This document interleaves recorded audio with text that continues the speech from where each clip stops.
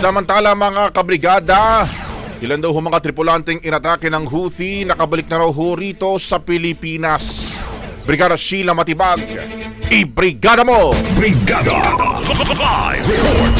Ligtas nang nakauwi ng bansa ang 6 na crew ng MV Magic Seas. Ang mga tripulanteng ito ay inatake ng mga rebelding Houthi noong July 6 sa Red Sea. Nakalapag ang mga ito kahapon sa Ninoy Aquino International Airport Terminal 1 sa Pasay City at Clark International Airport sa Pampanga.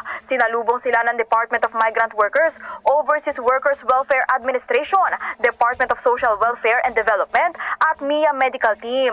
Pinagkalooban ang mga ito ng financial assistance na nagkakahalaga ng 75,000 pesos mula sa Action Fund ng DMW at Emergency Repatriation Fund ng OWA.